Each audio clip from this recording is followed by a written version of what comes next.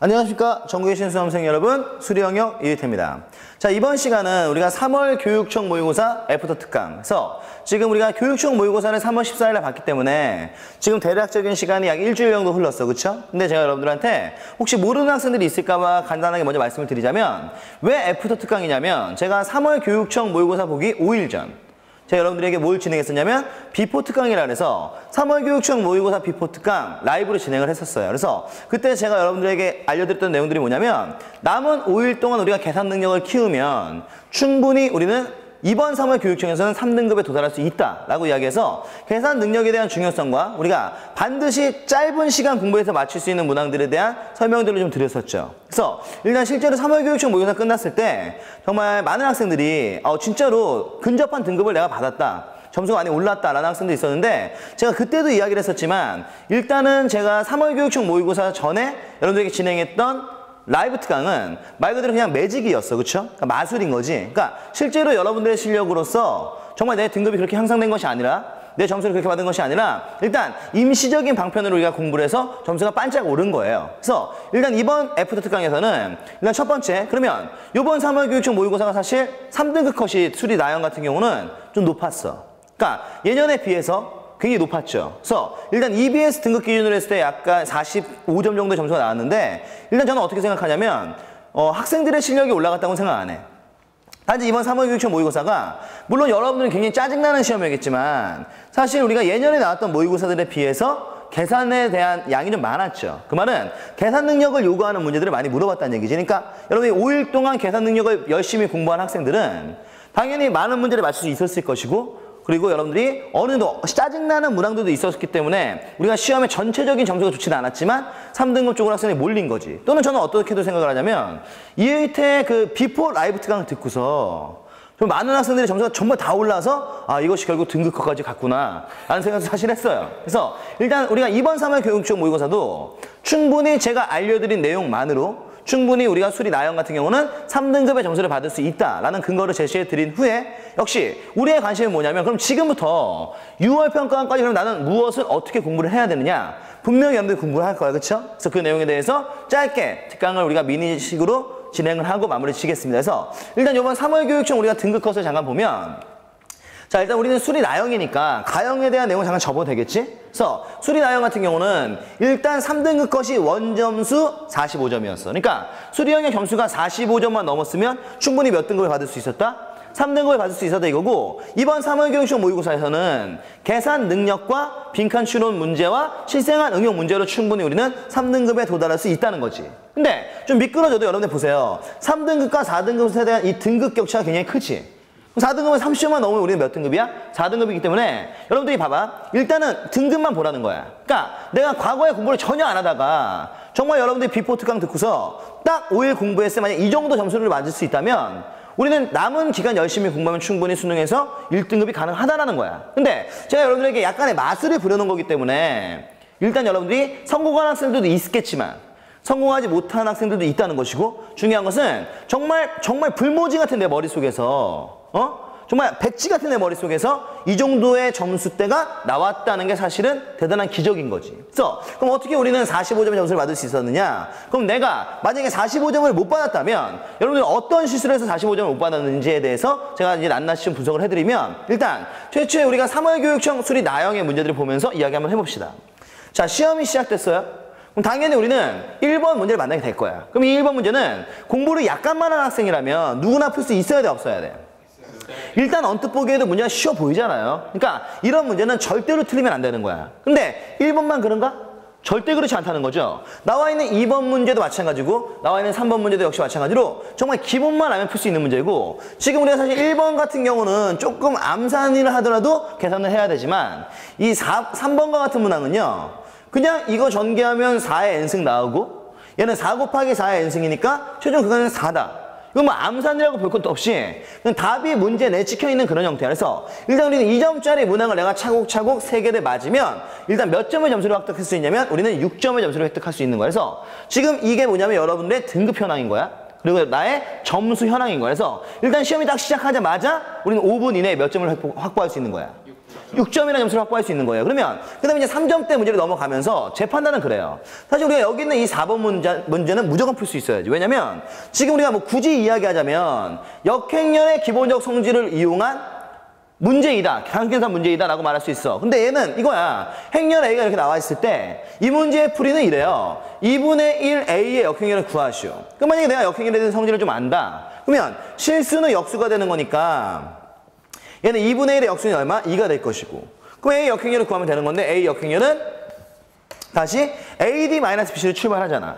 그럼 AD가 얼마야? 3이죠. BC는 얼마야? 2지. 그럼 3 빼기 2니까 얘는 1이 돼서 결국에는 A와 D는 자리를 바꾸고 그 다음에 B와 C는 부호를 바꾼다라고 얘기해서 얘가 지금 얘기하는 것이 문제의 요놈의 역행렬인 거잖아. 그쵸? 그러면 모든 성분의 합을 구하는 거니까 여기 있는 성분을 싹 다 구한 다음에 2를 곱하면 되는 거죠? 그러면 2 더하기 3 더하기 1 더하기 1이니까 얘는 몇이야? 7이 될 것이고 곱하기 2를 해버리면 얘는 몇 나와? 14점이 나와서 14가 나와서 문제 요구하는 최종 결론은 14이다. 그러면 기본적인 공식으로 봐. 일단 해결할 수 있는 문제야? 없는 문제야? 해결할 수 있는 문제예요. 그러니까 이 정도 문제까지는 만약에 여러분들이 5일 동안 딱 내가 정말 기본 공식만 갖고 공부를 했어도 충분히 풀어낼 수 있는 그런 문제지. 그러니까 여러분들은 별도의 사고력 없이도 사실 4번 문장은 그냥 쉽게 풀 수 있었어야 돼. 무슨 말 알겠어? 틀린 학생들은 반성하셔야 돼요. 그러니까 일단 우리가 4번 문제 봤어. 그럼 그 다음에 나오는 5번도 마찬가지예요. 이 문제도 일단은 이거야. 내가 아예 책을 보지 않았으면 이런 문제 자체도 사실 어렵겠지. 하지만 조금이라도 책을 본 학생이라면 문제에 나와 있는 정보가 뭔데? 지금 이 단원에서 묻고 있는 내용이 바로 뭐냐면 무한급수와 누구와의 관계를 물어본 거야.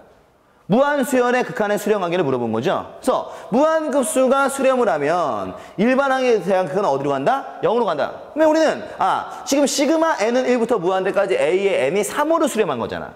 중요한 건 3이라는 숫자가 중요한 게 아니라 수렴했다가 중요한 거죠. 그럼 얘가 지금 얘기하는 것이 리미트 n이 무한대로 갈 때 결국 뭐야? a의 n 일반항의 극한은 0이 된다는 것이고. 그럼 이 문제가 지금 묻는 것이 리미트 n이 무한대로 할 때 이거의 극한을 물어봤으니까 얘 0 될 거 아니야. 이거 0 되겠죠? 남는 건 1분의 마이너스 3 돼서 최종 결론은 마이너스 3이다. 별도의 뭐 복잡한 계산이 필요한 거 아니야. 그냥 기본만 알고 있으면 풀 수 있는 그런 문제죠. 그럼 이런 식의 문제들을 우리가 맞췄어야 되는 거지. 그럼 그 다음에 나오는 6번 문제도 마찬가지예요. 그럼 6번은 언뜻 보기에는 좀 어려워 보이지만 약간의 왜곡을 했지만 쉬워. 왜냐면 로그 x, 로그 x, 로그 y, 로그 y가 반복되잖아. 그럼 우리는 일단 기본적으로 딱 봤을 때 뭐가 느껴져? 치환? 그럼 얘를 치환하면 이거 라지 x, 이거 라지 y 되는 거잖아. 그쵸? 그러면 로그 x에다 1 집어넣으면 0 나오죠? 로그 y에다 1 집어넣으면 얘 0 나오지? 그럼 얘는 결국 문제에서 언급한 내용은 1에 2에 4에 3에 그쵸? 여기 누가? 라지 x, 라지 y 들어가고 우변에 k 곱하기 라지 x, 라지 y 들어가서 주어진 이 식을 정리하면 식에 대한 정리는 얘를 우변으로 이항해서 x, y를 묶든가 아니면 그냥 전개해버리는 거야. 그럼 얘가 얘기하는 것은 x 플러스 행구문 열구문 해서 전개하세요. 얘는 뭐가 돼? 이 y는 얼마가 돼? kx가 돼서 요거 넘기면 얼마가 되냐면 마이너스 kx 넘어오죠? 그럼 묶으면 얘는 1 마이너스 k의 라지 x 플러스 2y는 0 이렇게 나온다고. 그쵸? 그 다음에 요 위식도 마찬가지야. 그대로 우리가 얘를 뭐 해버려? 전개하세요. 그럼 얘는 곱해주면 얘는 얼마가 되면 얘는 4x 더하기 얼마? 3y가 될 것이고 그쵸?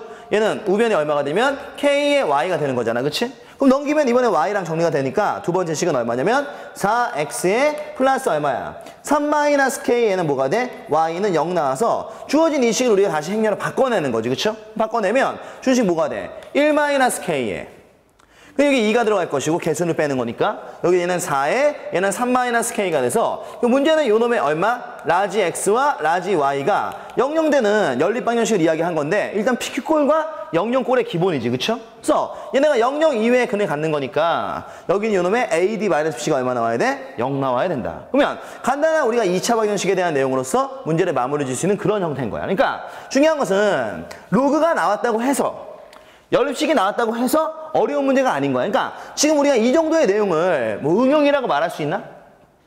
저는 그러지 않는다고 봐요. 왜냐면 일단 치환은 기본인 거고 전개를 해서 식을 묶어내는 과정은 우리가 연립방정식의 역행렬과 연립방정식을 공부할 때 맨 처음에 여러분들이 배우는 내용이란 말이야. 그러니까 최초에 배우는 내용을 갖고서 결국 00꼴이기 때문에 뭐 헷갈리고 자식할 것도 없어. 우리는 충분히 이런 문제를 풀어낼 수 있어야 돼서 지금 제가 드린 문제는 충분히 기본적인 계산 능력만으로 뭐 할 수 있는, 해결할 수 있는 그런 문제였다는 거야. 즉 문제의 난이도 자체가 아주 뭐 피를 토할 만큼 까지도 필요 없어.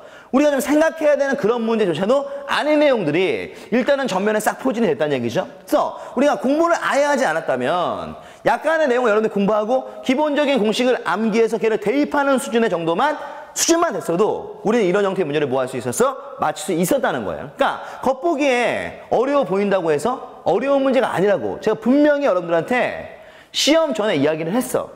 그 전에 그냥 넘어가는 문제였지만 일단 우리가 공식을 외워서 기본적인 답변만 달 수 있는 수준만 돼도 문제를 일단은 끝까지 한번 읽어보자 라고 이야기를 했어. 그쵸? 그러니까 넘기지만 않았다면 충분히 우리가 풀어낼 수 있는 그런 문제였다는 거죠. 6번도. 그럼 그 다음에 이제 어디로 넘어가냐? 8번으로 넘어가봐. 그러니까 일단 이런 문제들이 지금 현재 여러분들 눈을 가려버린 거야. 뭘 가린 거냐면 언뜻 보기에는 문제 좀 어려워 보이잖아요.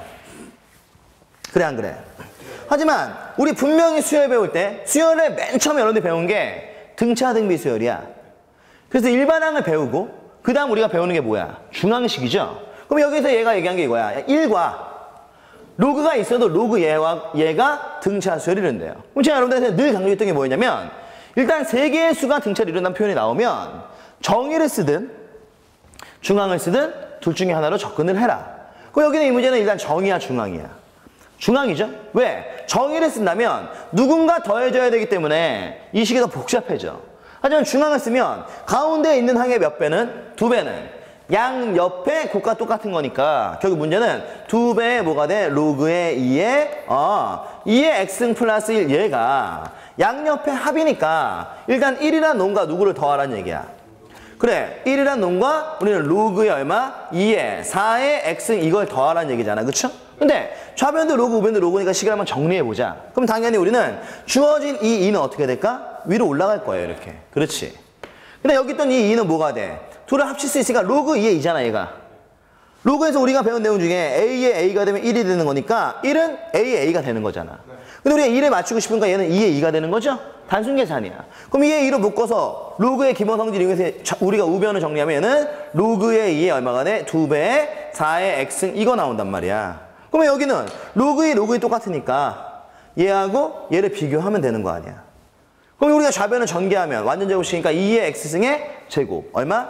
4의 x승 플러스 2배의 2의 x승이 되고 플러스 1 되잖아. 그쵸? 여기는 얘랑 2 곱하기 얼마? 4의 x승 마이너스 2라는 이 식을 그냥 정리하면 되죠. 그럼 여기는 이 이후의 내용은 다시 뭐가 되냐면 지수방정식의 치환꼴. 그럼 지수방정식의 치환꼴은 우리가 보통 지수로가 함수 괜히 어려워하잖아요. 그럼 지수로가 함수는 정말 어려운 거지만 함수의 최대치수라든가 방정식이라든가 부등식이라든가 이런 것들은 쉽다라고 내가 얘기를 했었지. 그럼 여기는 이 문제는 물론 2개의 내용이 연계되긴 했지만 정말 기초 2개가 붙여진 거야. 그러니까 이런 거는 우리가 뭐 융합형 문제라고 말할 수 있는 뭐 억지로 우기면 융합형 문제라고 말할 수 있지만 보통 우리가 수학에서 이야기하는 수능에서 있는 융합형 문제는 나름대로 이거야. 복잡한 연계 상태를 이야기하는 건데 이 문제는 그냥 표면적으로 전부 다 드러나 있는 내용이기 때문에 사실 그닥 어려운 문제가 아닌 거지. 그쵸? 그래서 일단 우리가 3번 문제도 단순 계산 능력으로 우리가 충분히 문제를 풀 수 있는 거지. 무슨 말 이해됐어? 이렇게 푸는 거예요. 그럼 그 다음에 나오는 이 9번은 뭐야? 사실 이 9번은요 제가 정확히 얘기하면 2일태의 수업을 들은 학생이라면 이 문제 무조건 맞췄을 거야. 그런데 2일태의 수업을 대충 듣거나 2일태 수업을 복습을 하지 않았거나 2일태 수업을 듣지 않았다면 이 문제 굉장히 어려운 문제가 됐을 거예요. 그래서 일단 이 문제는 제가 여러분들한테 수열을 진행할 때 어떤 단원에서 개차 수열에서 가장 많이 강조하고 넘어가는 내용 중에 하나예요. 그래서 이런 지금 문제가 나오면 보통 학생들은 이런 애들을 뭘로 인지하지만 점화식으로 인지하지만 우리는 얘를 개차 수열로 인지할 수 있어야 한다라고 이야기했잖아요. 그렇죠? 그래서 문제는 이 좌변의 표현을 읽어내는 게 굉장히 중요한데 좌변의 표현을 읽어낸다는 게 무슨 뜻이야? A의 n 플러스 1번째 항과 A의 n번째 항이야. 그럼 우리가 수열의 순서대로 본다면 뭐 A1, A2, A3 막 나가잖아. 쭉 나가다가 A의 n이 나오고 그 다음 항이 누구죠? A의 n 플러스 1번째 항이기 때문에 여기는 얘들은 이웃하는 두 항인 거야. 옆에 있는 두 항. 그 옆에 있는 두 항을 뺐으니까 얘를 지금 내가 말한 그대로 읽으면 뭐가 돼? 이웃하는 두 항의 차가 n에 관한 식으로 나왔다는 얘기는 규칙이 있다는 얘기죠. 이렇게 듣고 나니까 어디서 많이 듣던 얘기야.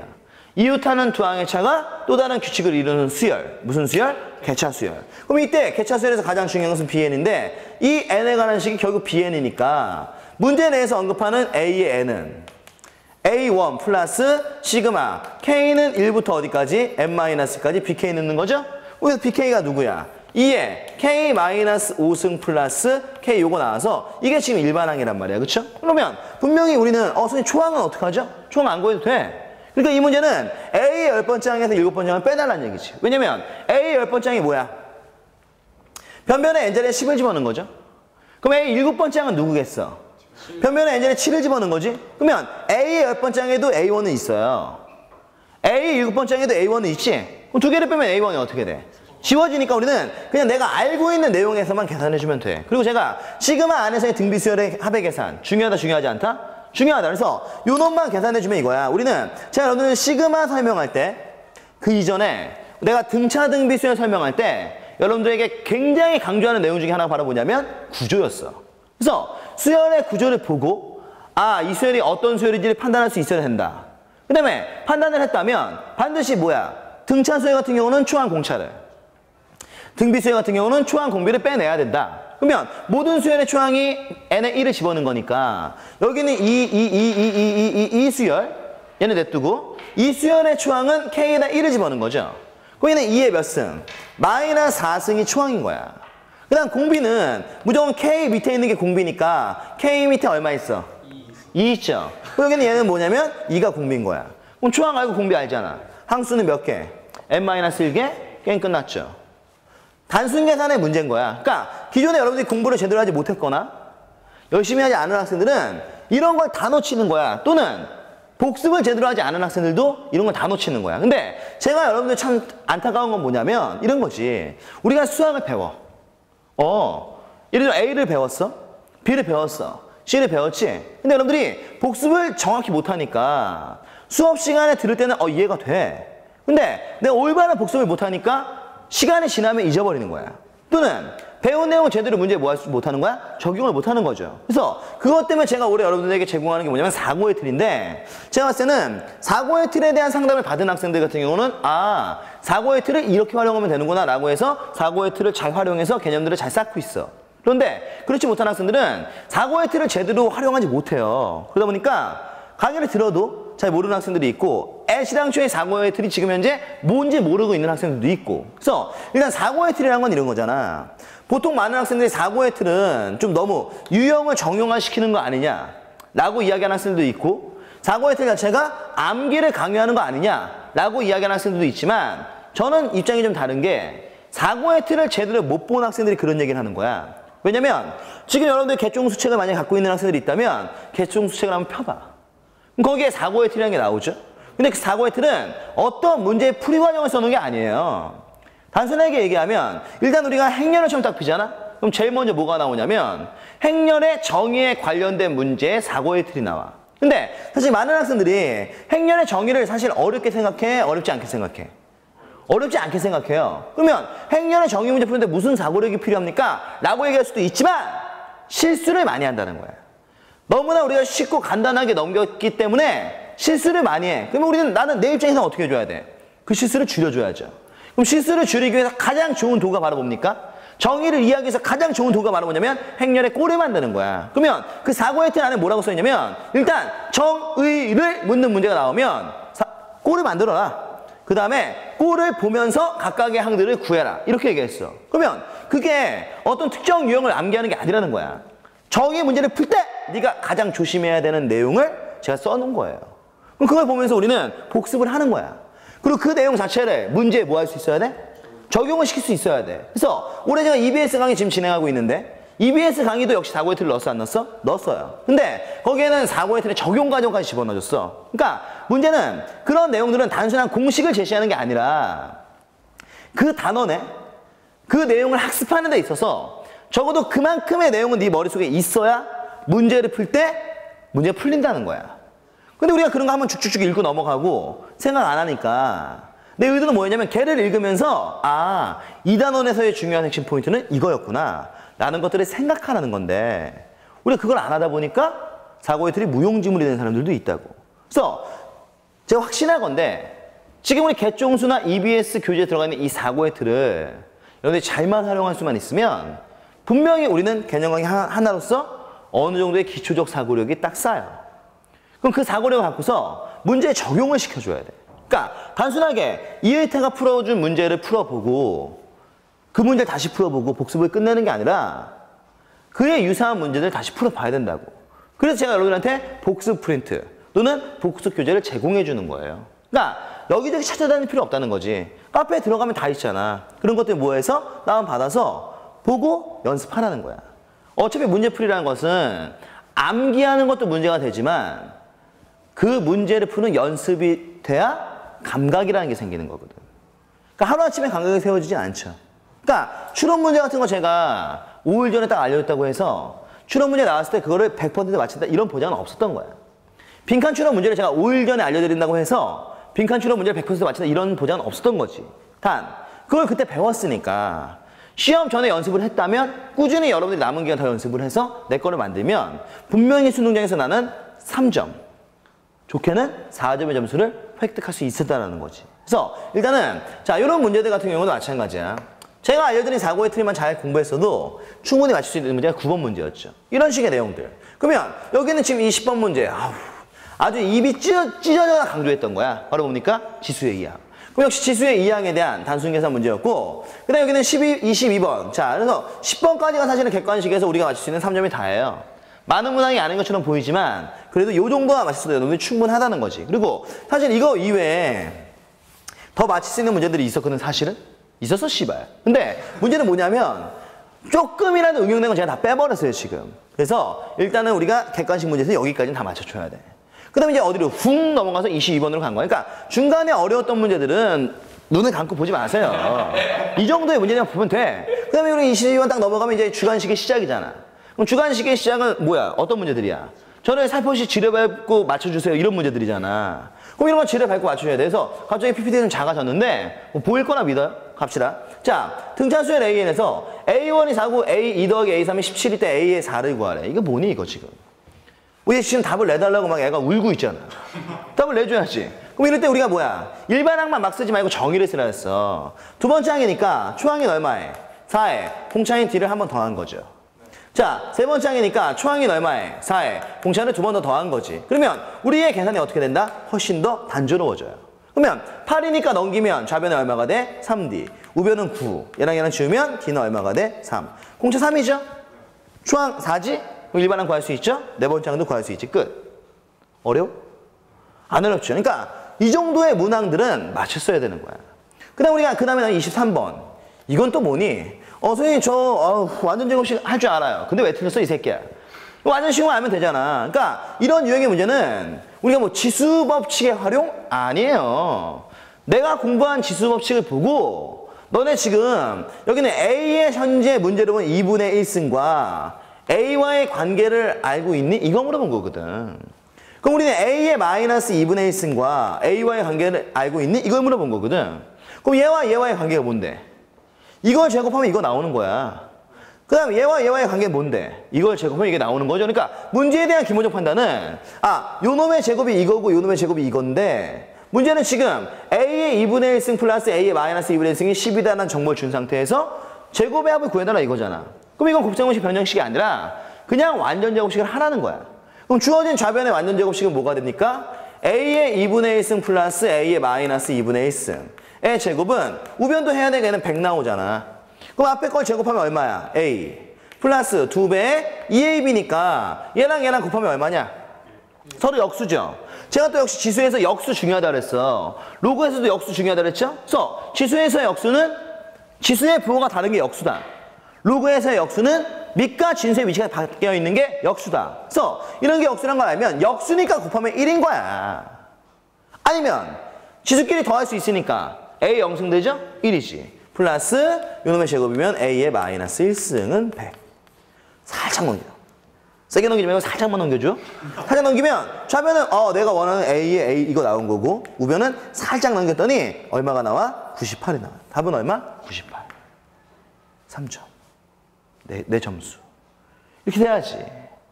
근데 여러분들 막 괜히 막 되도 않는 문제를 맞추려고 하다 보니까 이런 거에서 이미 내 머리가 포맷돼 버린 거야. 그러니까 막 그 전에 있던 좀 나름대로 수준 있는 문제들 자꾸 풀려고 하니까 이런 거를 자꾸 놓치는 거야. 근데 제가 누누이 얘기하지만 난이도 있는 문제도 3점짜리 문제가 있어. 여기는 이것도 3점이야. 그럼 둘의 배점이 똑같다면 당연히 우리 입장에서는 쉬운 거를 건지는 거야. 그러고 나서 어려운 거를 손을 대야지. 뭔 말인지 이해돼? 이렇게 우리가 이야기할 수 있어요. 그래서 23번 문제 이렇게 풀어봤고 그 다음에 우리가 24번 평행이동. 아주 기본적인 평행이동이죠. 그래서 이런 것들은 그냥 평행이동을 한 번쯤 공부한 사람들은 풀 수 있고 또 하나는 나와 있는 문제가 물론 로그로 나와 있긴 하지만 제가 평행이동은요. 내가 평행이동은 어디서 수업했던 거지? 저는 개종수 수학 1에서는 평행이동 수업도 하지 않았어요. 언제 수업을 했냐면 10시간에 끝내는 수동수리 기초에서 평행이동을 수업했어. 근데 그 정도의 평행이동에 대한 수업과 그리고 내가 로그의 기본적인 계산을 할 수 있으면 주어진 문제를 쉽게 풀 수 있었단 말이지. 끝인 거야. 맞춰야 돼. 그래서 이 정도의 문제까지. 그리고 나서 25번인데 분명히 여러분들 입장에서는 25번은 아주 졸라 어려워 보이는데요. 이게 바로 뭐냐면 나름대로 행렬에 대한 정의와 그리고 뭘 물어본 거야. 너네 인접행렬이라고 들어봤어? 네, 들어봤는데요. 그럼 인접행렬이 뭐니? 그 인접행렬은 행렬이잖아요. 죽을래? 아니지. 인접행렬은 우리가 행렬과 그래프 파트에서 그래프를 행렬로 바꿔놓은 것이 인접행렬이야. 그래서 그래프에 대한 내용과 인접행렬에 대한 내용을 연결시키는 고리는 딱 우리가 공부한 건 딱 하나예요. 인접행렬의 전체 성분의 합은 꼭지점에 누구와 같다? 차수의 합과 같고 그래서 변의 개수의 2배이다. 그러면 이 문제가 지금 얘기한 게 이거잖아. 자, 일단은 꼭지점의 개수가 5인 그래프 G의 연결 상태를 나타내는 행렬을 P라 했는데 그래프를 주고 P를 준 게 아니라 P에 대한 정의를 아예 새롭게 줘버렸어. 그래서 I 플러스 J가 짝수이면 0이고 I 플러스 J가 홀수이면 1이래요. 그 다음 그래프 G의 변의 개수를 M이라 할 때 M을 구하는 거잖아. 그쵸? 그러면 생각해봐. 우리가 행렬과 그래프에서 그래프와 인접행렬의 관계로 공부하는 내용이 딱 하나야.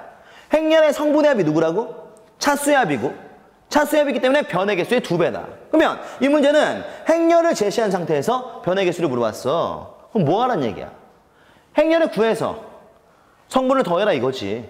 그럼 답 나오는데 그 행렬이 그래프를 보고 뽑는 것이 아니라 새롭게 정의된 거라고. 그래서 일단은 A의 IJ라는 행렬을 우리가 만들고 싶은 거야. 근데 이게 좀 짜증나는 게 뭐냐면 보통 만약에 여러분들이 행렬 파트에서 행렬의 정의에 대한 문제가 나왔잖아? 그러면 커봤자 3x3야. 그럼 3x3라는 얘기는 행 3개, 열 3개. 그럼 우리가 9개 쓰는 게 별로 힘들지 않은데 얘는 행이 몇 개야? 5개예요. 열이 몇 개야? 하지만 쓰라고. 써야 문제가 보이고 써야 실수를 안 하는 거야. 그럼 내가 얘기했던 행렬의 꼴이 뭐야?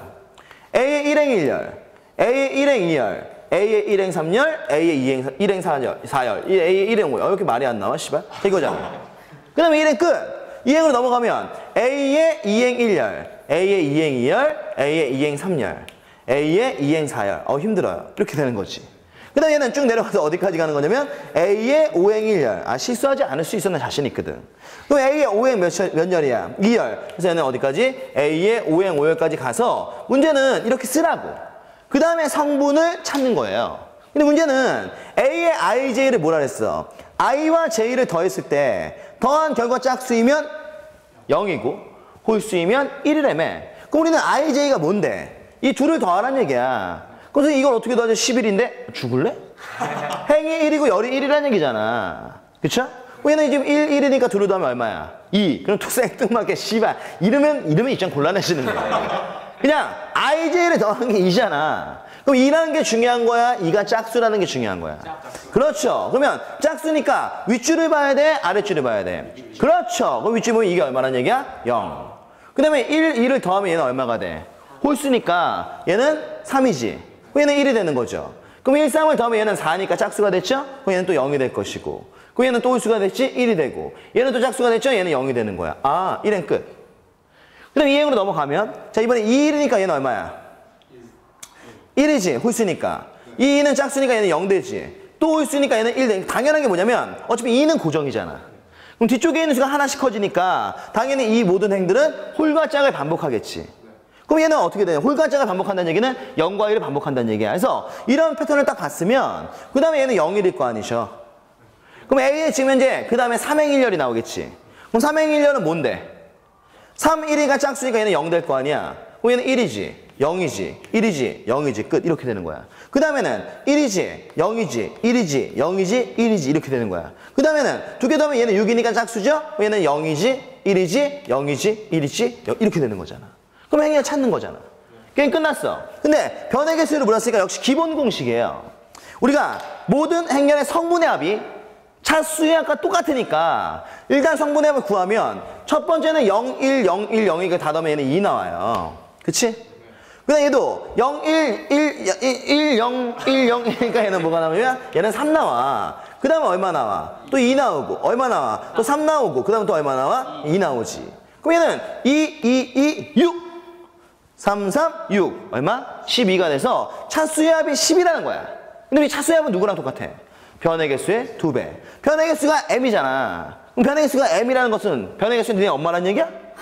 아니지. m. 알파벳 m. 그럼 얘는 바로 이게 뭐냐면 2m 되는 거니까 지워내면 오케이. m은 얼마? 6. 제곱해봐. 36. 이렇게 푸는 거야. 그러니까 선생님 이건 사고력 아닙니까? 이게 왜 사고력이니? 사고력이라는 것은 이번에 사실 우리가 나형 문제에서는 내가 무슨 특별한 사고력을 요구하는 문제가 없었어.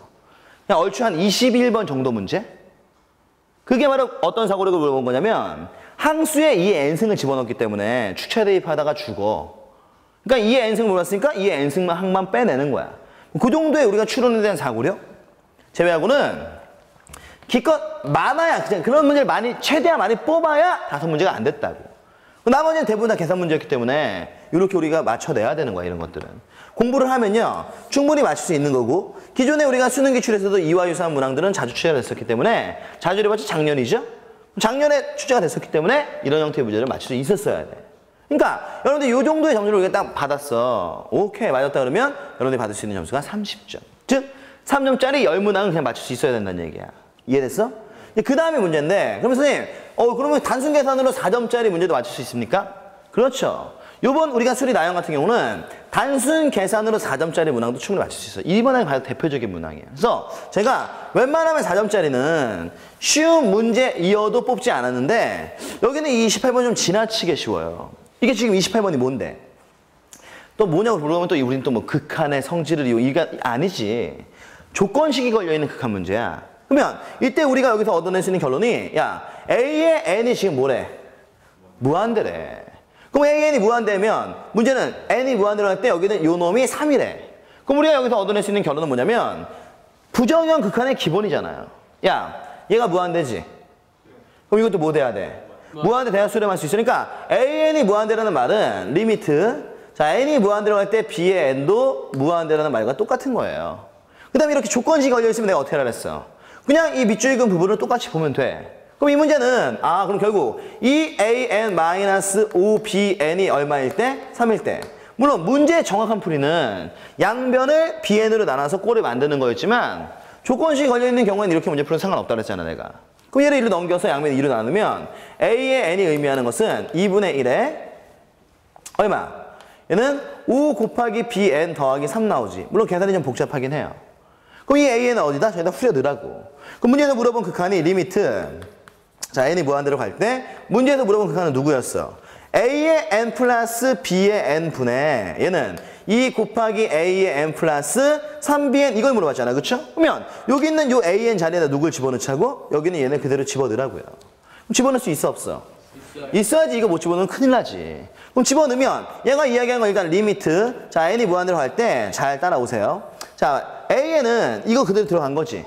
그냥 일단 쓸게. 그래, 여러분들의 조금 수고를 덜어주기 위해서 일단 제가 써주면 주어진 일단 분모는 얼마가 돼? 2분의 1에 얘는 얼마? A의 n 자, 요 AN 자리에 얘를 대시는 거니까 얘는 5 얼마? BN 더하기 3이 될 것이고요. 플러스 BN 이거라고. 그쵸? 그 다음 윗줄은 뭐가 되냐면 얘는 2배 다시 얼마가 돼? 2분의 1에 다시 여기도 5bn 더하기 얼마? 얘는 3에 플러스 얘는 3bn 이렇게 될 거란 말이야. 맞아? 그러고 나면 문제는 이거 정리하기 위해서 내가 위아래 2를 곱했어. 그럼 이거 날라가지? 얘는 2 되겠지? 얘 날라가지? 얘는 6 될 거야. 근데 우리가 이거 계산하면 준식의 분모는 리미트 n이 무한대로 할 때 자 불러봐. 얼마가 돼? 자 bn의 2bn, 5bn의 2bn의 얘는 얼마야? 7bn이 될 것이고 그렇죠? 플러스 3이야. 그 다음 분자는 근데 어차피 3은 신경 안 써도 되잖아. 무한대분의 무한대 꼴이 될 테니까. 그리고 여기는 얘는 얘랑 얘는 10bn에 얘는 6이니까 얘는 얼마? 16의 bn 플러스 얼마? 6이 돼. 그럼 어차피 PN이 어디로 간다고? 무한대. 그럼 무한대분의 무한대꼴의 부정이 될 것이고 개수비를 수렴한 다음에 분모액에서 얼마? 7. 분자액에서 얼마? 16. 최종 극한은 7분의 16. 그럼 둘을 더해서 결론을 내면 된다. 이거잖아. 그러니까 실제로 이런 형태의 문제는 어려운 게 아니야. 그러니까 4점짜리 문제 하나 맞춘 거예요. 그럼 우리가 이 4점짜리 문제와 그리고 제가 여러분들에게 라이브 특강 진행했던 실생활 응용 문제, 자, 식이 언제나 중간에 들어가 있다잖아. 그렇죠? 그럼 이 문제도 마찬가지야. 식이 중간에 들어가 있는 상태에서 조건을 3개 걸어서 지금 표해서 그러면 여기는 2K와 KI, K0, 5 자리에 얘네만 쑥 집어넣으면 단순 계산으로 문제 마무리 짓는 거예요. 그러니까 어려운 문제 아닌 거지. 그 다음 여러분들이 빈칸 추론 문제 역시 올해도 한 문제가 나왔잖아. 물론 올해 같은 경우는 빈칸 추론 문제가 난이도가 좀 있었어. 그래서 이 문제 같은 경우 여러분들 아마 틀린 학생들이 좀 있었겠지만 만약에 이 정도 문제까지 우리가 충분히 연습을 해서 여러분들이 뭐 했다면 맞췄다면 여기서 몇 점의 점수가 12점의 점수가 더 추가가 되는 거야. 그러니까 일단 2점짜리 문항 3문항을 맞춰서 나는 6점을 확보하고 그 다음에 3점짜리 문항 10문항을 맞춰서 우리는 30점을 확보할 수 있었던 거지. 이번 시험에서는 충분히 이게 가능했던 거야.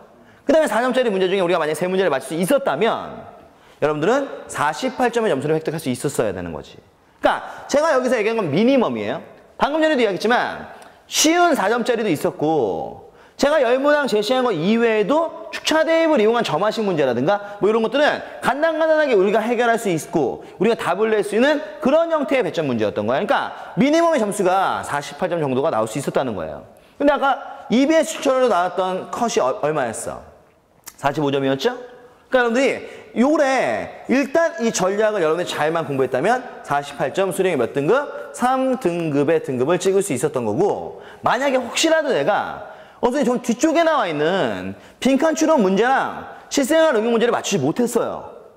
라고 한다 하더라도 몇 점이 빠지는 거야. 8점이 빠진다고 치더라도 우리는 몇 점? 40점을 받았었기 때문에 4등급 중반의 등급은 여러분들이 충분히 획득할 수 있었던 거지. 근데 그 전에 내가 공부를 안 했던 걸 한번 생각해봐. 그러니까 지금 제가 여러분의 이 3월 교육청 모의고사의 라이브 특강 비포를 할 때 메인 핵심이 뭐냐면 지금까지 공부하지 않았어도 2일태 매직에 따르면 너는 등급을 받을 수 있다야. 그럼 우리는 충분히 몇 등급은?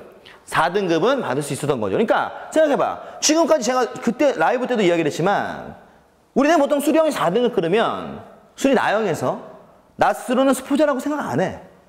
만약에 수령이 3등급 정도가 3월 교육청에 나왔다? 그럼 여러분들 절대로 나는 스포자라고 생각 안 해.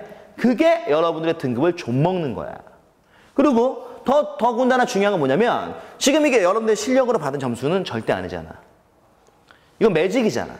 그러니까 매직은 마술이지. 영어 공부 좀 했으니까 그 정도 알겠죠? 매직은 마술이야. 마술은 결국 뭔데? 정말로 막 내 손에서 비둘기가 나오는 거야? 그럼 뭐 전 세계를 비둘기로 덮을 수도 있겠네? 또는 우리가 마술을 볼 때 보면 이렇게 하면 이렇게 목걸이 하나 딱 나오잖아. 그럼 그 새끼는 떼부자 되겠다? 마술은 결국 눈속임이잖아요. 지금 여러분들이 저와 함께 했던 것이 뭐냐면 교육청 임원들에게 눈속임을 해버린 거야. 근데 내 등급은 3등급을 찍을 수 있었을지 몰라도 나의 실력은 3등급이 아직은 안 된다는 거지. 무슨 말인지 이해돼? 그러니까 여러분들은 지금 3월 교육청이 딱 끝났을 때 1대 비포를 듣고 만약에 내가 3등급을 찍었다. 그럼 백발백중 여러분들 지금쯤 따뜻한 바닥에서 누워서 이 정도면 됐어 라고 생각하고 여러분들이 공부를 안 할 수도 있을 텐데 그러면 안 돼. 지금부터가 이제 본격적인 싸움이에요. 그리고 제가 여러분들한테 3월 비포를 그렇게 진행을 했던 이유는 뭐냐면 손 놓고 9월까지 가지 말라는 거야. 좌절해서 나는 수학을 지금 못했는데 지금은 늦은 거 아닌가? 라는 생각 때문에 수학 공부를 등한시하지 말라는 거지. 짧은 시간에 전략을 잘 짜면 충분히 너도 3등급 받을 수 있으니까 이 전략으로 한번 해봐. 그래서 되면 너도 공부를 시작해. 이런 의도였던 거지. 뭐 거만을 떠면서 막 갑자기 걸음걸이가 막 팔자걸음으로 막 저 3등급이에요. 이러라고 한 게 아니야. 그러면 과연 지금부터 이제 일주일이 지난 이 시점에 이후에 나의 학습은 어떻게 되냐면 일단 여러분들이 기억해야 될 건 뭐냐면 첫 번째, 자 지금 우리가 받았던 이 점수를 뭐 할 수 있어야 돼? 일단은 현실화 시켜줄 수 있어야 돼요. 그러니까 제가 여러분들에게 말씀드렸던 계산 능력을 묻는 문제라든가 또는 우리가 추론 능력을 묻는 문제라든가 또는 빈칸 추론 그리고 실생활 응용 문제는 확실하게 이제 내 걸로 만들어 놔야 돼. 지금부터는 여러분들이 그걸 하셔야 돼요. 그리고 기간은 지금부터 언제까지 하면 지금부터 3월 지금 현재 이제 중하순이 됐어. 그쵸? 지금 정확히 얘기하면 22일인데 이날부터 언제까지로? 6월 모평까지로 우리는 계획을 잡는 겁니다. 오케이? 그럼 6월 모평에는 정말로 여러분들 실력으로 이제 뭐 한다? 3등급을 받는 거야. 오케이? 그러기 위해서는 우리에게 일단 필요한 능력이 뭐냐면 계산 능력은 지금 해봐서 알잖아. 아, 계산 능력은 특별하게 더 많은 시간을 투자해서 여러분들이 정복할 만한 그런 내용 아니에요. 그럼 우리 이제 누구에다 집중해야 되냐면 수능에 4가지 영역의 능력이 있다 그랬잖아. 그치? 첫 번째가 뭐였어? 계산 능력. 그 다음 두 번째가 뭐였냐면 추론 능력이었는데 이때 이제 우리는 이 추론 능력을 이제부터 뭐야? 열심히 배양을 해야 돼요. 그러니까 개념을 공부하지 않은 학생들은 개념을 공부하고 EBS를 공부하지 않은 학생들은 EBS를 공부해야 되고 기출을 하지 않은 학생들은 기출을 해야 되는데 중요한 것은 추론 능력을 키워주면서 공부를 해야 된다는 거야. 그 다음에 두 번째, 이제는 뭐야? 추론 능력 말고 뭐 있어? 이해 능력 있었죠? 근데 이 이해 능력은 기억해. 제가 여러분들에게 해줄 수 있는 게 아니에요. 나도 그게 늘 안타까워. 말 그대로 문장을 이해를 해야 되기 때문에 여러분들 스스로가 공부를 하셔야 돼요. 그래서 이해 능력은 나름대로 본인의 노력이 가장 요구되는 그런 능력이기도 해. 따라서 지금부터 시작을 해서 여기 있는 얘는 6월 평가원을 지나서도 꾸준히 연습을 해줘야 되고 그 다음 마지막 우리가 세 번째 뭐야? 문제 해결력이 있었죠? 이 문제 해결력에 대한 연습을 이제부터 충분히 해줘야 된다는 얘기야. 그래서 제가 일단 그럼 추론 능력은 무엇이었고 이해 능력은 뭐고 문제 해결력은 무엇이었냐? 물론 비포 때 간단하게 얘기를 하긴 했지만 다시 한번 상기를 시키면 자 이런 거예요. 자 추론 능력이야. 그럼 추론 능력이 크게 몇 가지 내용이 있다고? 두 가지. 첫 번째, 발견적 추론과 연역적 추론이야. 그러니까 우리는 이거야. 어떤 문제를 만났을 때 이 문제 추론이지 판단할 수 있어야 되잖아. 그 판단의 지표를 여기는 예로 하면 된다는 얘기지. 그래서 일단 우리는 발견적 추론 능력이라는 건 뭐냐면 제가 여러분들에게 비포 특강 때 보여줬던 도형에 관련된 수행 문제들. 문제를 굳이 읽을 필요가 없이 딱 도형을 보면 답이 나온다라고 얘기를 했었잖아. 그쵸? 그 내용과 그 다음에 연역적 추론이라는 게 바로 뭐라 그랬어? 보통은 행렬의 기내들이 이야기한다고. 그러니까 말 그대로 연역적이라는 거야. 나와 있는 내용이 엮여 있다는 거죠. 그럼 우리가 알고 있는 수능에서 묻는 기니디 문제의 가장 대표적인 형태, 즉 4점 배점의 내용이 나와 있는 기니디 문제의 가장 대표적인 형태는 기억에 대한 정보를 통해서 니은을 보이고 니은에 대한 정보를 통해서 우리가 디귿을 보이는 최종적으로는 디귿을 묻고 싶었던 내용인데 얘네 이렇게 연결되어 있는 기니디 문제들이 있어. 이런 게 바로 뭐냐면 연역적 추론 문제예요. 그래서 일단 발견적 추론이라는 것은 우리가 가장 쉽게 여러분들이 뭐 할 수 있는 정복할 수 있는 그런 내용이야. 단, 내 기존에 문제에 대한 판단과 문제를 푸는 방식을 잘 몰랐었기 때문에 우리가 접근을 못했던 거지만 자, 발견적 추론 문제는 비포에서 이미 이야기했던 거야. 그럼 이제 그 내용은 제가 비포를 할 때는 3월 교육청 사실은 큰 의미 없는 3월 교육청 문제를 두고 이야기를 했지만 이제는 우리가 직접적으로 이제 평가원, 수능, 기출 문제를 갖고서 여러분들이 연습을 하셔야 돼요. 그 선생님 왜 3월 교육청은 교육청 문제로 했어요? 좋지도 않으면서? 왜? 마술을 부려야 되니까. 제가 분명히 그때도 마술을 부린다고 얘기를 했었잖아. 그러니까 계산이 어땠어요? 막 계산이 적합했잖아. 막 문제 풀 때. 나 문제 풀면서 얼굴 빨개지고 막 계산이 너무 지저분한 거야. 평가는 절대 안 그래요. 봐봐. 그래서 그럼 우리가 발견적 추론 문제는 그럼 어떤 문제가 있냐? 가장 대표적인 문제가 여기는 이 문제야. 말 길죠? 못 풀겠어요? 나 이런단 말이야. 근데 우리가 이런 종류의 문제를 풀 때는 말을 읽을 필요가 없다 그랬잖아, 내가. 나와 있는 그림만 보면 된다고. 그럼 일단 문제에서 묻는 내용이 뭐야? 이와 같은 과정을 계속해서 전체 타일의 개수가 400개가 됐을 때 검은 타일의 개수와 흰 타일의 개수의 사이의 관계를 옳게 나타내라. 이거잖아. 그러면 우리는 그림 1, 2, 3, 4에서 검은 타일과 흰 타일의 개수를 세면 되는 거니까 내 말 잘 들어? 우리는 다른 거 필요 없어. 이 타일이 왜 이렇게 나왔는지에 대해서 관심 가질 필요도 없어. 그냥 오로지 검은 타일과 흰 타일에 대한 관계만 추론하면 끝이에요. 그러면 그림 1을 보면 바로 나오잖아. 검은 타일 몇 개야? 3개. 흰 타일 몇 개야? 1개. 이거예요. 그 다음 두 번째 2단계로 넘어가면 검은 타일 몇 개야? 6개. 흰 타일 몇 개야? 10개 나와 세보면. 그 다음 우리가 세 번째로 넘어가면 세봐. 안 되면 세봐. 하나, 둘, 셋, 넷, 다섯, 여섯, 일곱, 여덟, 아홉, 10개잖아요. 그 다음에 우리가 3단계로 넘어가면 검은 타일이 6개. 그렇지. 7, 8, 9, 10, 11, 12, 13, 14, 15, 16, 17, 18, 19, 20, 21개 나와서 검은 타일의 개수가 몇 개? 21개. 흰 타일의 개수는 몇 개냐면 아까 우리가 요게 10개였죠? 11, 12, 13, 14, 15개니까 얘는 몇 개야? 15개 이렇게 나온다고. 그러면 우리 입장에서는 이 문제가 요구한 게 뭐냐면 전체 타일의 개수가 몇 개? 400개라 했으니까 우리 당연히 전체 타일의 개수도 뭐야? 세 봐야 되는 거야. 그게 규칙을 보는 방식인 거야. 그러면 3개 한 개니까 전체 타일 개수 몇 개야? 4개예요. 10개 6개니까 전체 타일 개수 몇 개야? 16개지? 21, 15니까 전체 타일 개수 몇 개야? 20, 36 이거잖아. 그게 끝난 거 아닌가? 그럼 전체 타일 개수 몇 개라 그랬어? 400개. 왜냐면 4가 의미하는 게 지금 2의 제곱이거든. 난 느껴야지 뭐. 16이 얘기하는 게 지금 4의 제곱이걸라. 36이 얘기하는 것은 6의 제곱이잖아요. 우리가 얘기하는 것은 짝수들의 제곱이니까 결국 타일의 개수가 400개라는 얘기는 뭐가 될까? 20의 제곱일 거야. 그럼 이런 패턴이라면 얘는 2, 4, 6이니까 이게 몇 번째 세트야? 10번째 세트가 되는 거죠. 이해했어? 그 다음에 여기서 검은 타일의 규칙과 흰 타일의 규칙을 보려고 하면 문제 안 풀려요. 문제에서 물으면 그대로를 이야기해야 돼. 관계를 봐달라며. 그럼 첫 번째 사이클은 검은 게 3개, 흰 게 몇 개야? 1개니까 검은 놈이 흰 놈보다 몇 개? 2개가 더 많은 거잖아. 그 다음 자 검은 게 6개, 흰 게 10개니까 얘는 흰 게 몇 개? 4개 더 많은 거잖아. 근데 얘는 21에 15니까 검은 게 몇 개? 6개 더 많잖아. 그러면 얘는 일단 숫자로 본다면 2, 4, 6, 8 이렇게 나갈 거 아니야. 그럼 그 다음에 어떻게 되냐면 흰색이 8개 나와요. 그러면 얘는 일단은 홀수 번째 놈은 검은 공이 더 많은 거고 짝수 번째 놈은 흰 공이 더 많은 거지. 그리고 나면 얘는 지금 얘가 10번째잖아. 짝수 번째 놈이지. 그럼 얘는 흰 공이 더 많지. 몇 개가? 2, 4, 6, 8에서 10번째니까 얘는 20개가. 그럼 얘는 흰 공의 수가 검은 공의 수보다 10개 더 20개 더 많다. 다음 몇 번? 5번. 이렇게 푸는 거야. 그럼 내가 지금 이 문제 풀 때 문제 읽었어? 안 읽었어요. 안 읽는 게 되려 더 쉬워. 그럼 그 다음에 나오는 이런 형태의 문제가 바로 뭐냐면 이게 추론 문제예요. 이 문제 처음 나왔을 때 애들이 막 씨발 손가락에 발가락까지 다 세면서 세고 있었어. 그런 이유가 없다고요. 자, 문제는 이거야. 이렇게 됐을 때 얘는 지금 딱 보니까 이거야.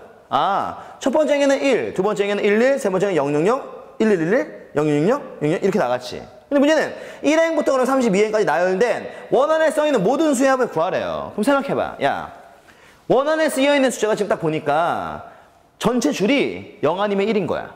그러니까 1로 구성되어 있는 줄들이 있는가 하면 0으로 구성되어 있는 줄들이 있죠. 그럼 0으로 구성되어 있는 줄들은 안에 있는 수를 더해도 얼마야? 0이니까 우리는 1로 구성된 줄만 보면 돼. 그러면 첫 번째 행에는 몇이야? 1이지. 잘 봐. 두 번째 행에는 얼마냐? 1, 2개 행에는 2가 돼요. 세 번째 행은 나가리. 네 번째 행에 됐을 때 얘는 4가 되잖아. 그쵸? 다섯 번째 행은 나가리지. 여섯 번째 행은 나가리지. 일곱 번째는 나가리야. 여덟 번째는 규칙을 봤으면 봐야 돼. 1행일 때 1개, 2행일 때 2개, 4행일 때 4개니까 8행이면 8개 나오겠죠. 쫙 없다가 16행이면 16개 나오겠지. 쫙 없다가 32행이면 32개 나오겠죠? 이거 쪼르륵 더한 게 답인 거야. 이게 왜 어려워? 그러니까 이런 문제에 대한 근본적인 분석을 평가원을 통해서 해줘야 되는 거야. 이거는 이의태 생각이 아니에요.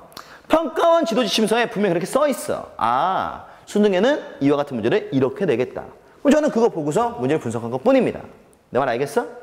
근거가 정확하다는 얘기야. 그래서 우리가 이런 형태의 문제들이 이제 뭐냐면 추론 문제들이니까 추론 문제 제가 말씀드렸던 이 추론 문제에 대해서 확실하게 뭐 한다고? 6월 평가원까지 내 걸로 만들어 놔야 돼. 우리 그걸 공부하셔야 돼요. 그 다음에 이해 능력을 묻는 문제는 뭐였냐면 말 그대로 이거야. 주어진 문제 상황을 수학적으로 표현하는, 그러니까 수학적 표현이라는 것은 예를 들어 우리에게 어떤 집합이나 어떤 함수가 있어. 그런 내용들을 조금 더 복잡한 수학적 표현으로 바꿔버리는 거야. 그럼 그 예를 딱 읽었을 때 우리가 이걸 이해하잖아? 그러면 답이 쑥 나와요. 그러니까 이해 능력은 걔를 이해하기까지가 어려운 거지 이해만 되면 의외로 쉽게 답이 나오는 거야. 오케이? 근데 이런 것들이 이제 우리가 제일 만만히 봤던 집합에 대한 표현이라든가 그래프에 대한 해석이라든가 이런 형태의 문제들로 튀어나오게 되는 거죠. 그래서 우리는 이해 능력은 초반에 얘를 공부하는 게 굉장히 어려워. 힘들 수도 있어. 하지만 충분히 여러분들이 조금만 노력하면 할 수 있는 내용인 건 분명해요. 그래서 제가 여러분들에게 일단 말씀드리고 싶은 것은 이해 능력의 대표적인 형태를 보여드릴 테니까 앞으로 이런 형태의 문제가 나오면 시간이 좀 걸려도 돼. 스스로 뭐 한다? 자꾸 연습해야 돼. 그러니까 뭐 이런 학생들이 있어요. 예를 들어 이 문제를 만났다고 치자. 그럼 주어진 문제는 이런 거야. 추론과 이해력을 같이 묻고 있는 문제예요.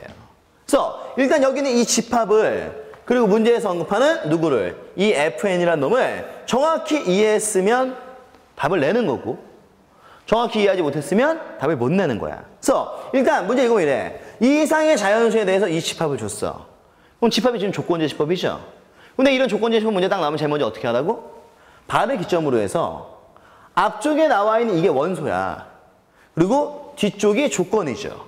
그러면 K의 값이 1부터 N까지일 때 걔를 집어넣어서 원소를 빼내라 이거잖아. 근데 이때 이 안에 있는 서로 다른 두 원소를 곱해서 나올 수 있는 모든 값만을 원소로 하는 집합을 S라고 했으니까 S의 원소의 개수가 FN이 그러니까 우리는 주어진 집합에서 S를 빼야 되고 S에서 다시 F를 빼야 되는데 나와 있는 말이 이거야. 그럼 첫 번째 뭔지 모르니까 N이 2일 때부터 가. N이 얼마부터라 그랬으니까 2부터. 그러면 문제에서 제시한 집합은 바로 누구냐면 3에 써드릴게요. 이것만 써드릴게요. 2의 K-1승 이건데 K는 일단 뭐가 돼야 돼? 자연수가 돼야 되고 1에서 N이 얼마니까? 2니까 K의 값은 어디까지? 2까지. 이해됐어? 네. N이 1로 정해졌으니까 2까지에 된 게 지금 기본 집합이야. 그러면 당연히 K가 1부터 2까지인데 자연수잖아. 그럼 K 안에 집어넣을 수 있는 게 뭔데? 1, 2. 그럼 여기는 이 집합이 얘기하는 건 뭔데? 여기다 1 집어넣어봐. 얼마냐? 3이지. 2 집어넣으면 얼마야? 3의 3승이죠?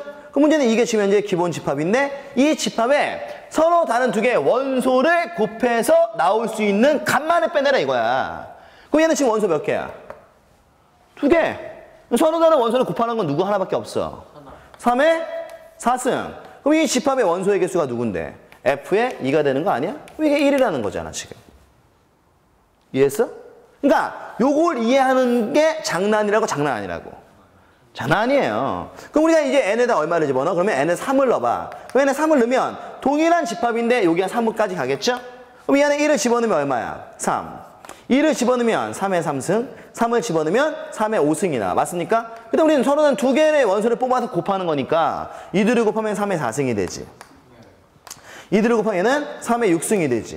그럼 이들을 곱하면 얘는 3의 몇 승? 8승이 돼서 원소가 몇 개야? 3개. 그럼 F의 얼마는? 3은 3이 나온다. 이렇게 되는 거죠. 그러니까 하나만 제대로 이해하잖아? 그럼 나머지는 그냥 슝이야. 그럼 그 다음에 나오는 n이 얼마인 경우? 예를 들어 4인 경우. 그럼 n이 4인 경우면 똑같은 집합인데 누구만? 4를 집어넣은 거 하나가 추가되는 거잖아. 점점 빨라진다고. 그럼 얘가 얘기하는 것은 일단 3의 3승에 3의 5승에 얘는 3의 7승까지 가는 거잖아. 그럼 둘을 만나 곱해라 이거지? 왜 곱하면 일단 둘을 곱하면 얘는 3의 몇 승? 4승. 그럼 둘을 곱하면 얘는 3의 몇 승? 6승, 3의 8승이야. 오케이? 그 다음에 이 둘을 곱하면 3의 8승이죠? 있으니까 안 써도 돼. 둘을 곱하면 얘는 3의 몇 승? 10승. 그 다음에 우리가 이 둘을 곱하면 얘는 몇이냐면 3의 12승까지 가서 이게 문제에서 언급하는 S란 집합이고 원소의 개수는 하나, 둘, 셋, 넷, 5개잖아. 그럼 얘는 F의 얼마가? 4가 의미하게 지금 현재 얼마야? 5인 건데 문제는 지금 2, 3, 4 이거 제끼고 얘가 얼마야? 1. 얼마야? 3. 그 얼마야? 5. 그럼 얼마겠어? 7. 그 다음은 9. 끝났죠? 이거 그러니까 보통 우리가 이런 형태의 문제가 이해 능력을 묻는 문제야. 그러니까 여러분들 입장에서는 이것만 잘 이해할 수 있으면 답이 나오는 건데 우리는 꼭 이런 문제 만나잖아? 그럼 여러분들 어떤 핑계를 대냐면 선생님 그거 하나를 이해를 못해서 문제 못 풀었어요. 이거 하나가 다야. 이거 하나 이해하면 문제 푸는 거야. 그러니까 이런 놈들은 내가 여러분들에게 해줄 수 있는 게 아니고 중요한 건 동일한 표현이 동일하게 나오는 경우들은 없어. 그러니까 딱 새로운 표현 만났을 때 걔는 그 자리에서 뭐 할 수 있어야 돼? 해석해낼 수 있어야 되는데 문제는 정확하게 문제에서 요구하는 내용을 직시하는 능력이 이해 능력에서는 굉장히 중요해. 이게 굳이 여러분들이 공부할 때 드릴 수 있는 팁이라는 거야. 그래서 우리는 두 번째 이해 능력에 대한 문제들을 확실하게 뭐 한다고 짚어두세요. 그래서 일단 우리는 남은 여러분들이 이제 3월부터 6월까지 여러분들이 써야 될 것은 다른 거 없어. 문제 해결력은 일단 실생활 응용 문제와 융합형 문제라고 이야기를 했잖아요. 융합형 문제 역시 마찬가지로 단시간에 끝나는 건 아니기 때문에 내가 일단 이해할 것은 남은 기간 동안 우리는 이제 추론 능력을 매진해야 돼. 6월 평가원에서 나올 가능성이 굉장히 높은 문제 중에 하나예요. 그 다음에 가능하다면 이해 능력을 여러분들 매진해서 이제 나머지 능력들을 어떻게 해야 된다고? 이제 우리는 배양을 해야 돼. 근데 이런 지금 능력들을 우리가 배양을 하려면 하루아침에 이런 문제만 풀어본다고 해서 되는 게 아니야. 지금 제가 여러분들한테 꼼수를 부려라가 아니야. 그럼 여러분들 이런 놈들이 이제 되려면 제일 먼저 우리 뭘 해야 돼? 개념을 확실하게 해줘야 돼. 이걸 알겠어? 그래서 개념이 지금까지 되어 있지 않은 학생들은 지금부터 개념을 시작해도 충분해요. 특히 문과 학생들은. 내가 보기엔 문과 학생들은 6월부터 공부 시작해도 가능해. 그럼 또 지금부터 놀다가 6월에 시작할래? 그건 아니지 또. 집에서 놀면 유월에 안 하게 돼. 그러니까 여러분들이 명심해. 지금 이혜태한테 이 얘기 딱 들었으면 지금부터 만약 개념을 안 쓰면 개념 시작해도 돼. 6월 평가원까지 개념만 한번 딱 끝내시고 개념할 때 이런 능력들을 좀 키우려고 노력을 한다면 6월 평가 때 여러분들이 점수가 적어도 60은 나올 거야. 근데 지금 그냥 놀잖아? 6월 평가원 때 또 뭐 10점, 20점 이렇게 나올 거라고. 공부하세요. 그리고 내가 만약에 개념이 이제 어느 정도 좀 돼 있다. 그럼 여러분들이 일단 개념에 대한 전체 복습을 한번 실시하시고 그때 분리가 되는 거야. EBS를 선택을 해서 여러분들이 EBS에 대한 공부를 시작하든 아니면 우리는 기출 분석을 해서 기출 분석을 일단 우리가 해주든. 문제는 뭐냐면 올해 여러분들이 좋은 등급을 내려면 기출 분석 반드시 하셔야 돼요.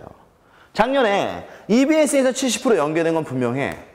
하여튼 제가 EBS 연계 특강에서도 이야기를 했지만 나머지 30%는 전부 다 어디서 나왔냐면 기존에 나왔던 수능 패턴에서 나온 거야.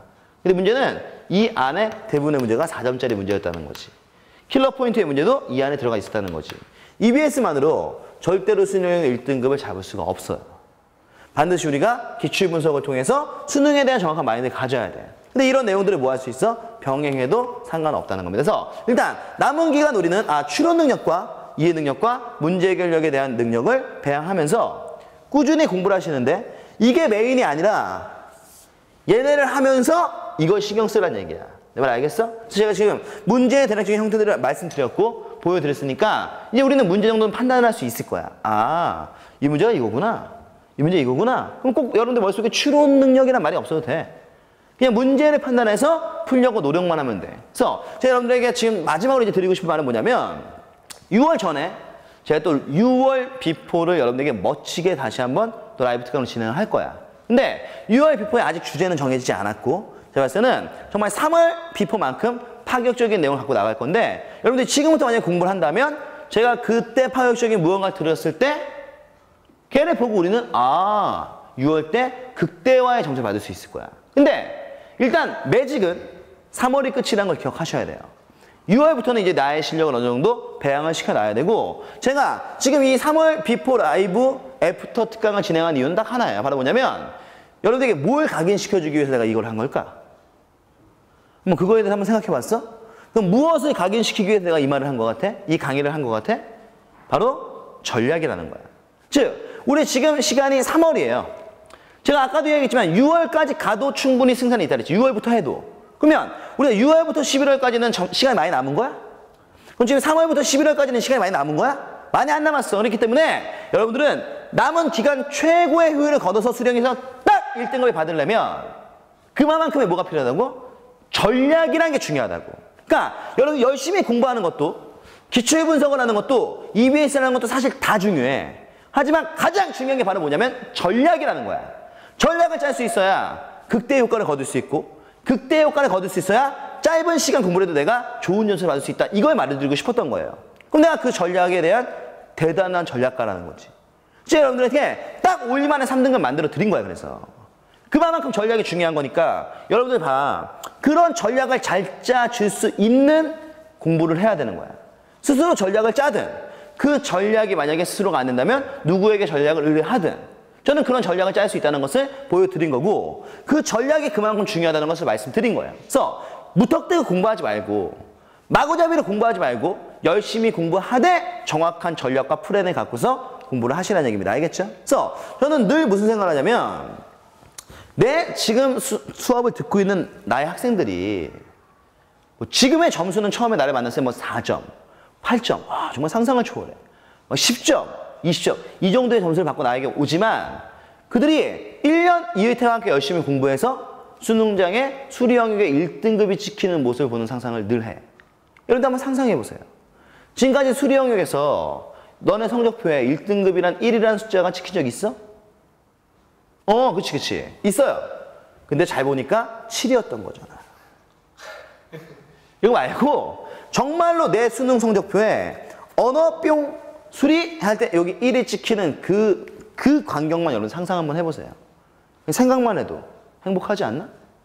그 생각을 제가 현실로 만들어 드릴 테니까 여러분들 남은 기간 6월 평가원까지 수능까지 바라보면 안 돼. 6월 평가원까지 학습을 매진하시는 겁니다. 아시겠죠? 그래서 전략의 가장 기본은 뭐냐면 너무 긴 텀으로 학습을 진행해서는 안 돼. 짧게 내가 이룰 수 있는 목표들을 설정해서 걔네 이뤄 나가면서 수능 때까지 가야 된다는 것을 꼭 기억하시기 바랍니다. 아셨죠? 그래서 여러분들 1시간 동안 역시 강의들이랑 고생들 굉장히 많이 하셨고 이번 3월 라이브 특강에 대한 애프터 특강은 여기서 마무리 짓도록 합시다. 수고하셨습니다.